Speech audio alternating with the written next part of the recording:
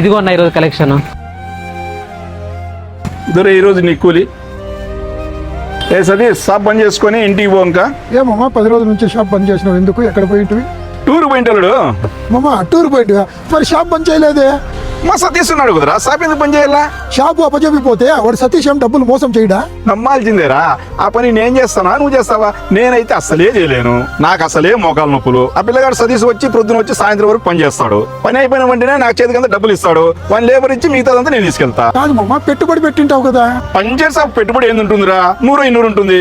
One labour వరకు నాకు 800 మిగులుతుంది. అంతకంటే ఏం కావాలా? మామ, నువ్వు ఎప్పుడు ఇక్కడిక్కడే తిరుగుతుంటావు, వాడేం మోసం చేయడా నీకు? మోసం చేస్తే చేయలేరా? మహా అంటే 200-300 తీసుకుంటాడా? చూడరాడు వాని మాటలని ఈ మాటలని వాడు మోసం చేస్తాడని నేను పనిలో నుంచి తీసేసాను అనుకో, నేను ఈ పని చేయలేను. నేనేమన్నా షాప్ బంద్ చేసుకోవాలా?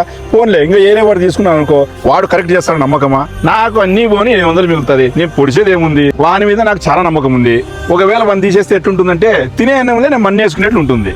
ఇదిగో అన్న ఈరోజు కలెక్షన్. ఇదిగోరా నీ కూలి, ఇదిగోరా నా 300 వరకు మిగతాది 800 మిగిలింది. ఇంతకంటే ఏం కావాలంగా?